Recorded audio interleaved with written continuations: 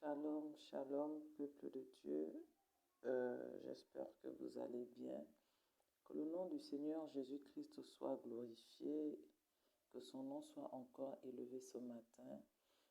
Aujourd'hui, nous sommes le 4 décembre, le dimanche 4 décembre 2022. Que le nom de l'Éternel soit encore glorifié en ce jour. Nous lui rendons grâce car c'est lui qui a permis que nous puissions achever cette semaine. Ce n'est pas par notre volonté, mais c'est par la volonté de Dieu Tout-Puissant. C'est lui qui a permis que toi et moi soyons encore en vie. Alors nous devons lui rendre grâce ce matin. Nous devons apprendre à rendre grâce à Dieu en toutes choses. Nous devons apprendre à rendre grâce à Dieu en toutes choses, que la chose soit bonne ou qu'elle soit mauvaise. Nous devons apprendre à dire merci au Seigneur Jésus, quelles que soient les situations que nous vivons, quels que soient les moments que nous traversons. Nous devons apprendre à dire merci à Dieu pour les moments que nous avons passés et pour les moments futurs, car lui sait toutes choses. C'est lui qui sait ce qui est bon pour nous, c'est lui qui sait ce qui n'est pas bon pour nous. Donc, nous devons lui dire grâce dans toutes choses. Je le dis pourquoi? Parce que il y a quelque temps, pendant que j'étais en train de dormir, j'ai eu une vision. Je ne me rappelle plus très bien de la vision, du songe. C'était un songe. Je ne me rappelle plus très bien du songe. Mais la seule chose dont je me souviens aujourd'hui, c'est que j'avais entendu une voix me dire « Rends grâce à Dieu en toutes choses. Rends grâce à Dieu en toutes choses. » Et depuis ce jour, j'essaie vraiment de rendre grâce à Dieu dans tout ce qu'il fait dans ma vie, que ça soit bien, que ça soit mal, tout ce qui se passe dans ma vie. Je lui dis merci, je lui rends grâce parce que c'est lui qui permet cela. S'il ne veut pas que quelque chose se déroule dans ma vie ou dans ta vie, il est capable d'annuler cela. Mais si la chose est arrivée, c'est parce que lui, il a permis cela. Donc, nous devons rendre grâce, nous devons apprendre à rendre grâce à Dieu dans de petites choses et dans de grandes choses. Je voudrais partager une parole ce matin. Je veux partager une parole avec vous ce matin. Cette parole se trouve dans Matthieu 4, à partir du chapitre 1er, où on parle de la tentation de Jésus-Christ. La Bible déclare ceci. Alors Jésus fut emmené par l'Esprit dans le désert pour être tenté par le diable. Après avoir jeûné 40 jours et 40 nuits, il eut faim.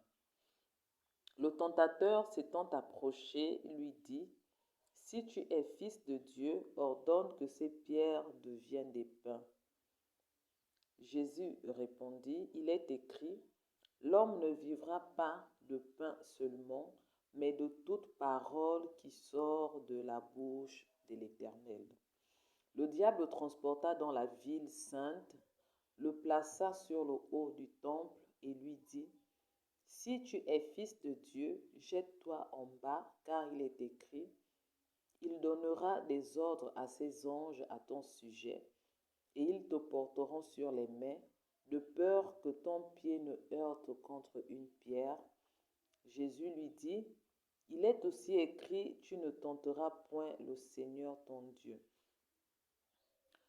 Le diable le transporta encore sur une montagne très élevée, lui montra tous les royaumes du monde et leur gloire, et lui dit, « Je te donnerai toutes ces choses si tu te prosternes et m'adores. » On va s'arrêter là. Bon, on va aller au verset 10 où Jésus lui dit, « Retire-toi Satan, car il est écrit, tu adoreras le Seigneur ton Dieu et tu le serviras lui seul. »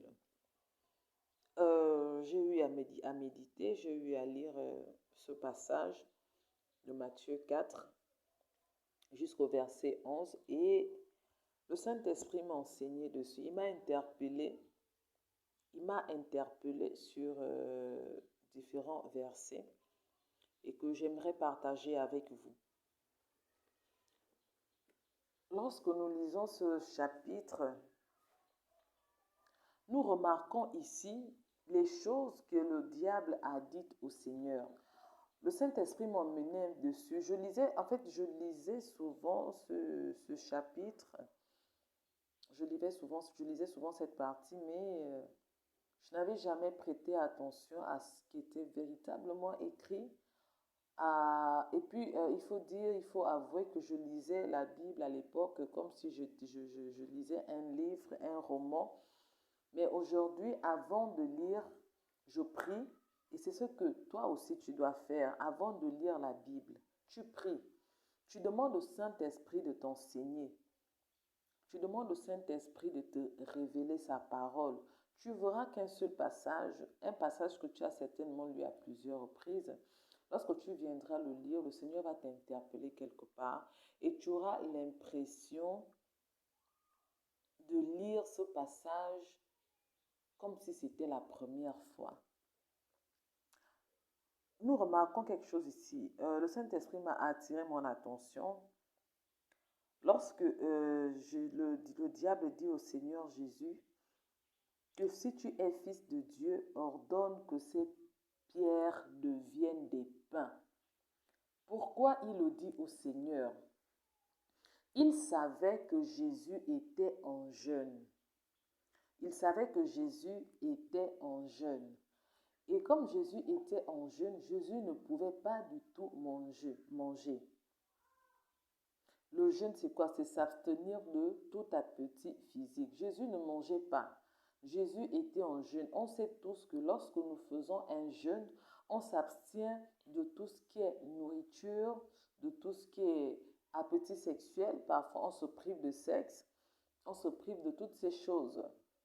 Dans le cas de Jésus, Jésus s'est privé de nourriture. C'est ça le jeûne. Il s'est abstenu de nourriture. Mais qu'est-ce que le diable vient lui dire? Le diable vient lui dire que si tu es réellement fils de Dieu, ordonne que ces pierres deviennent des pains. Et qu'est-ce que Jésus lui dit? Jésus lui dit, l'homme ne vivra pas seulement de pain, mais de toute parole qui sort de la bouche de l'Éternel. Pour dire ici, j'aimerais attirer à votre attention, pour j'ai compris ici, que le jeûne est important. Si le diable pouvait tout dire à Jésus, il pouvait tout dire à Jésus. En fait, le Saint-Esprit m'a attiré sur les choses, les différentes propositions du diable. Le diable ne propose pas n'importe quoi. Le diable ne propose pas n'importe quoi. Il dit à Jésus que transforme ces pierres en pain pour que Jésus puisse manger.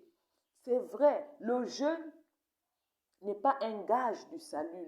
Et ce n'est pas parce que tu jeûnes que tu auras le salut, mais derrière le jeûne, il y a une récompense. La Bible le dit, la Bible est claire, que lorsque tu jeûnes,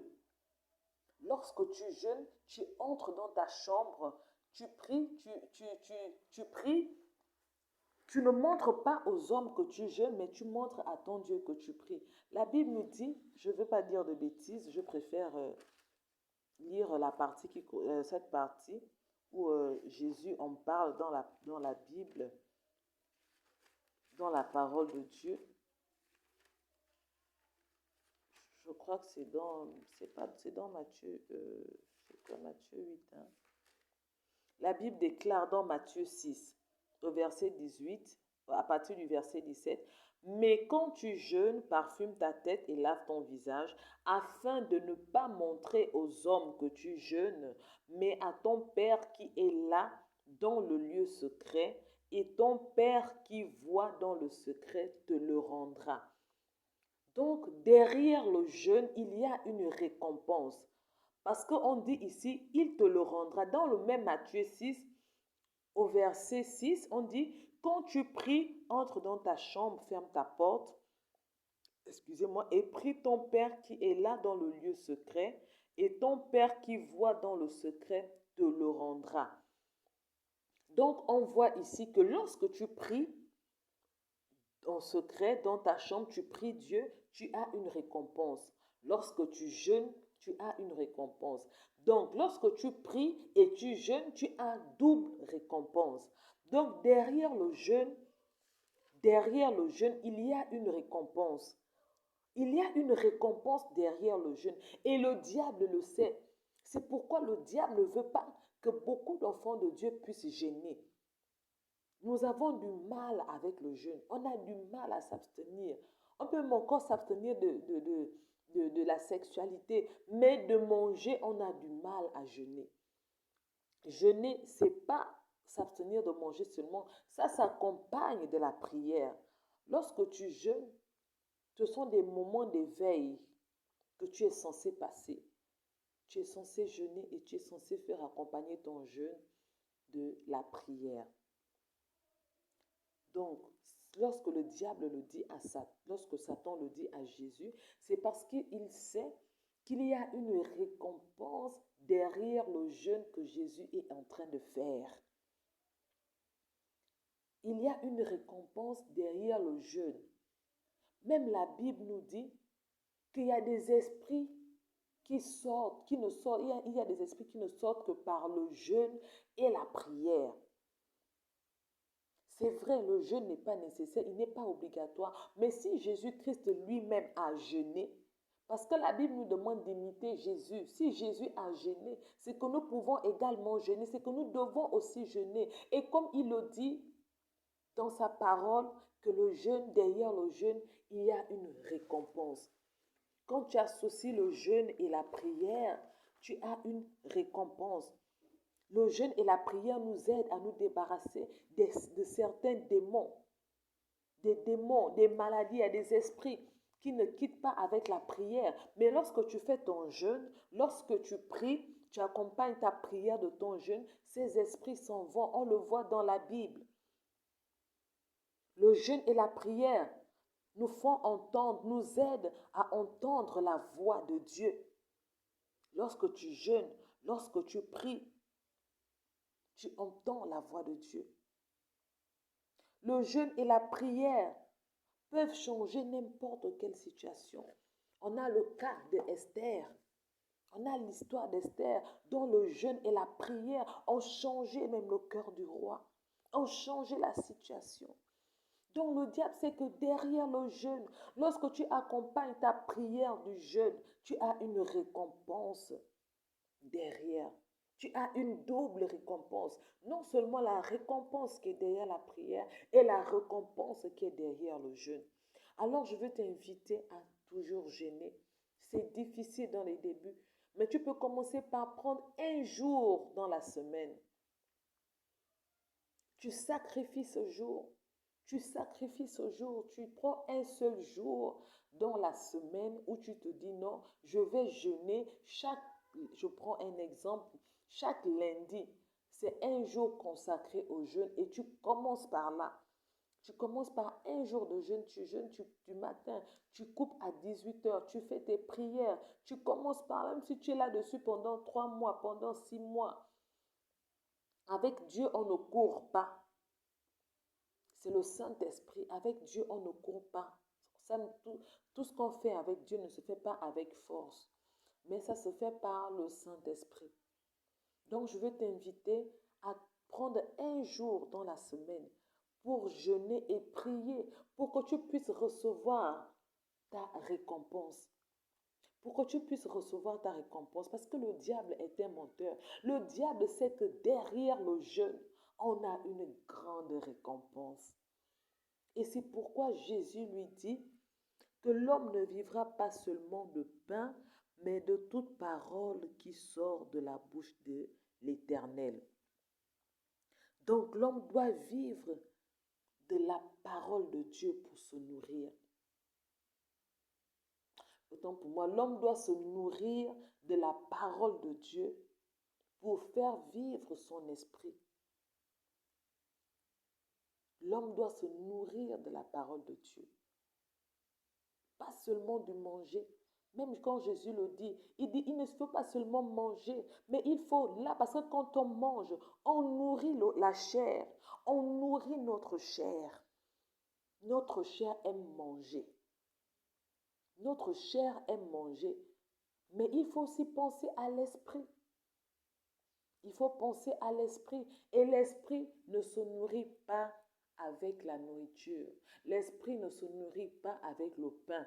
L'esprit se nourrit avec la parole de Dieu. C'est pourquoi j'ai toujours insisté dans mes vidéos qu'il faut apprendre à méditer. Moi-même, je suis en train d'apprendre à méditer. Moi-même, je ne méditais pas avant. Je ne méditais pas avant. C'est un enseignement aussi que j'ai reçu. Et aujourd'hui, j'apprends pas à pas. Je commence à méditer. Je médite tous les jours. Quand je peux, je médite. C'est pas à pas avec le Seigneur. Donc, je veux aussi t'inviter, toi, à apprendre à méditer la parole de Dieu, à te nourrir de la parole de Dieu, à nourrir ton esprit, surtout pour les chrétiens, ceux qui veulent grandir spirituellement, ceux qui veulent grandir, qui veulent développer leur don spirituel, c'est avec la parole de Dieu. On ne développe pas un don avec je sais trop quoi. Mais c'est avec la parole de Dieu que tu vas développer ton don. C'est avec la parole de Dieu que tu vas grandir spirituellement. C'est avec la parole de Dieu que tu vas t'édifier. C'est pourquoi il est important de méditer. Et au travers de la parole de Dieu, le Seigneur va beaucoup te parler. Quand tu médites, le Seigneur te parle. Le Seigneur te parle. On remarque aussi, quand on va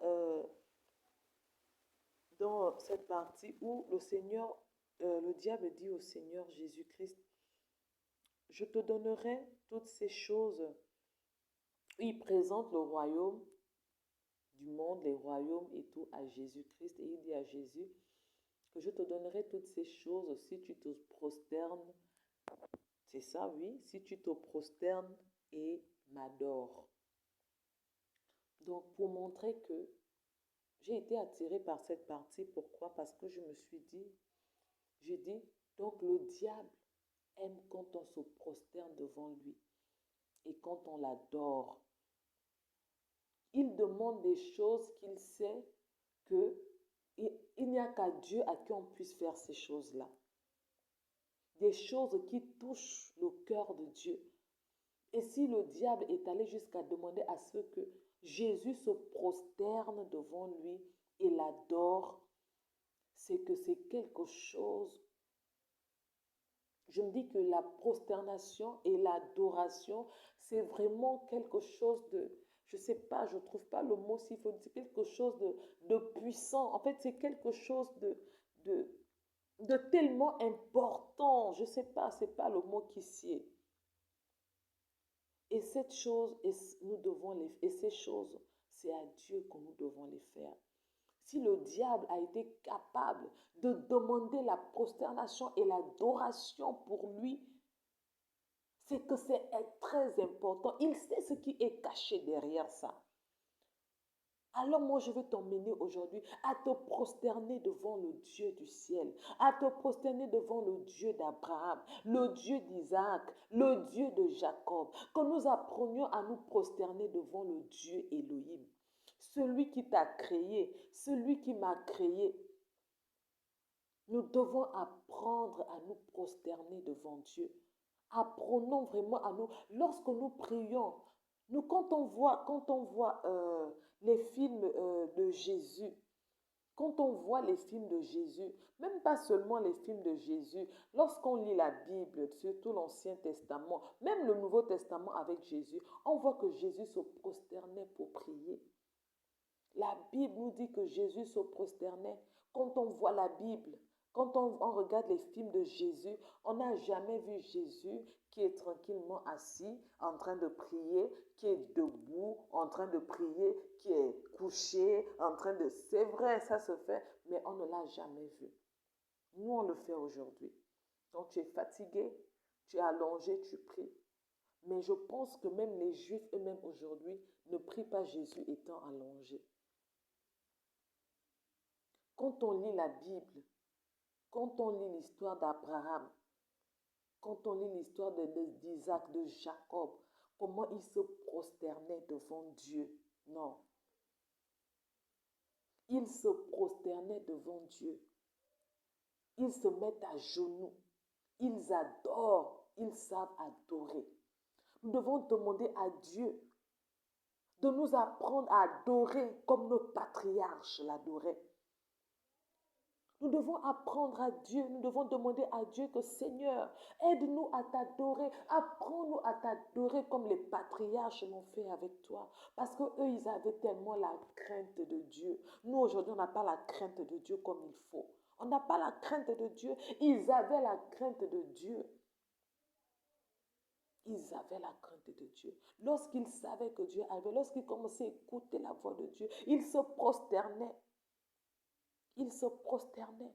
Lorsque nous lisons la Bible, l'histoire de Daniel, lorsque l'ange de l'Éternel arrivait, il se prosternait, il cachait sa face parce qu'il savait qu'il ne pouvait pas voir Dieu.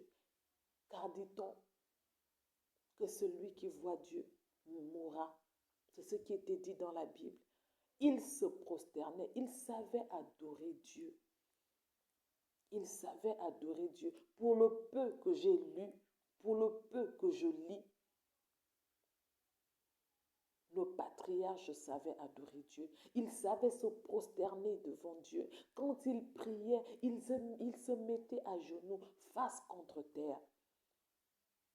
Face contre terre. Aujourd'hui, c'est vrai, je ne veux pas polémiquer, mais quand on regarde nos frères musulmans, ils peuvent être ce qu'ils sont.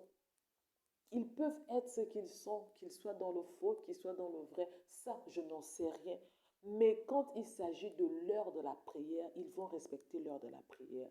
Même si l'heure de la prière les trouve sur un pont à Miami, ils vont s'agenouiller, ils vont se prosterner. Eux, ils se prosternent devant leur Dieu. Ils savent se prosterner. Les genoux du musulman sont noirs. Le front ici est noir à cause de la prosternation. Ils savent se prosterner. Ils savent se prosterner devant Dieu. Pourquoi nous, les chrétiens, n'arrivons pas à le faire?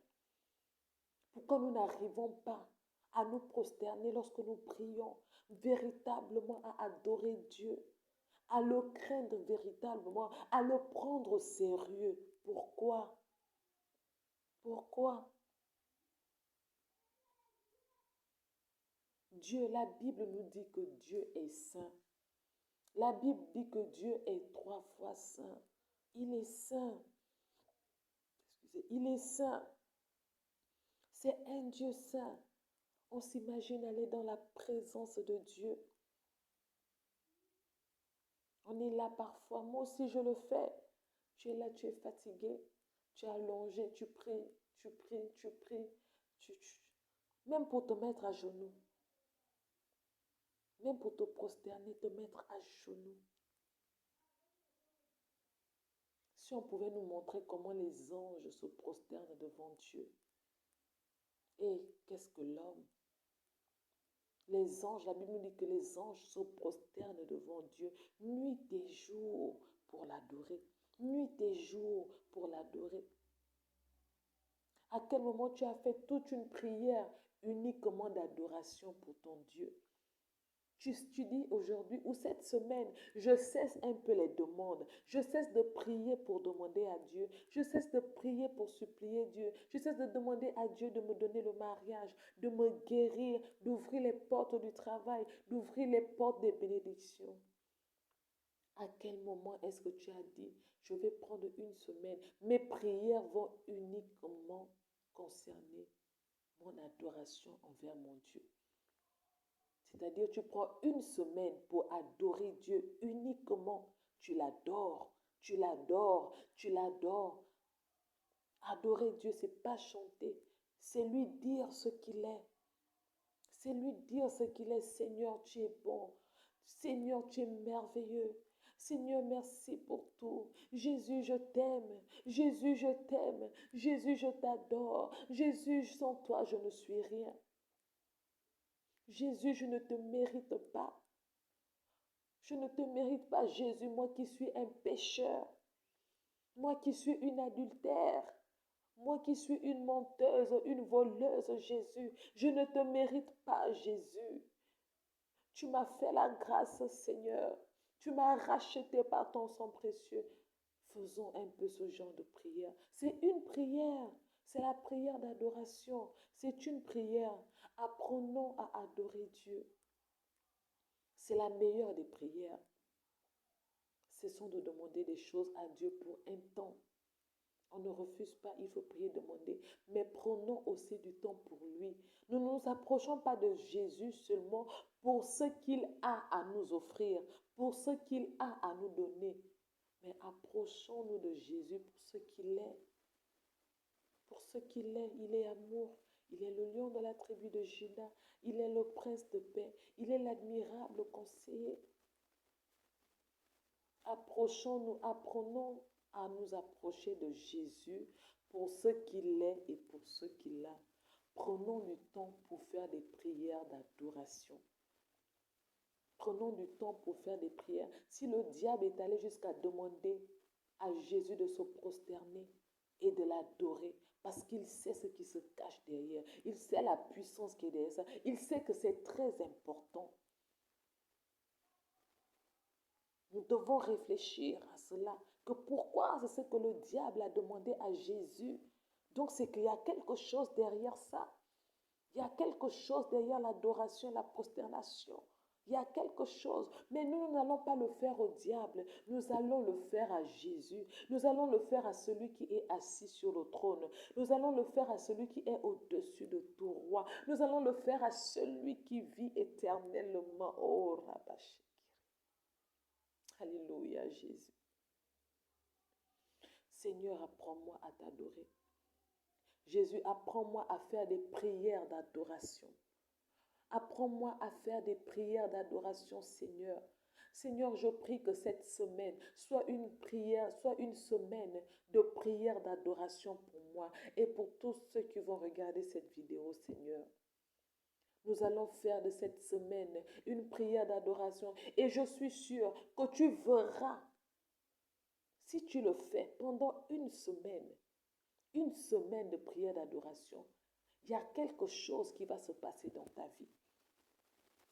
Quelque chose au travers de la prière d'adoration que tu auras adressée à l'Éternel. Il va ouvrir des portes dans ta vie et tu vas témoigner. Tu vas témoigner après ces prières. Rien que des prières d'adoration pendant une semaine.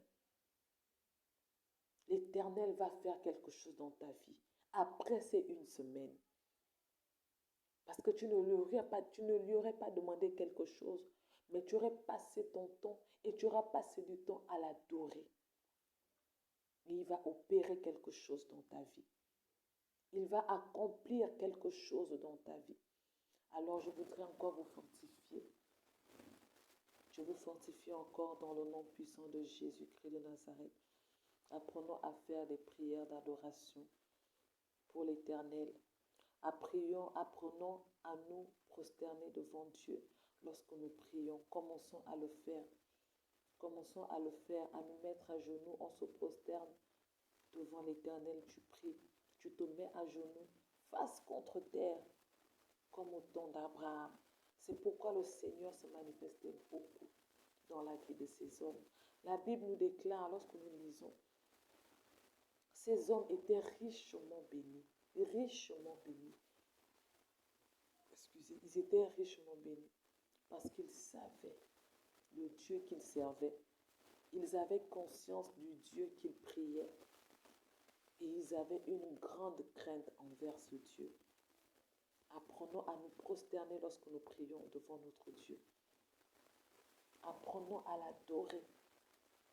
Apprenons à faire uniquement des prières d'adoration. Tu peux dire que même dans un mois, le mois a 4 semaines, tu prends une semaine par mois pour faire des prières d'adoration à ton Dieu. Pour faire des prières d'adoration à ton Dieu.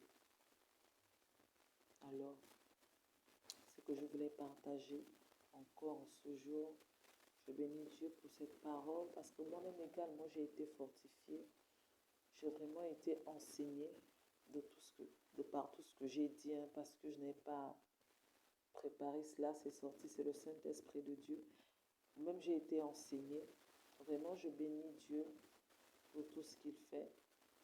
Je bénis l'Éternel Dieu, que son nom soit toujours élevé et que la gloire de l'Éternel resplendisse dans vos vies, dans le nom puissant de Jésus.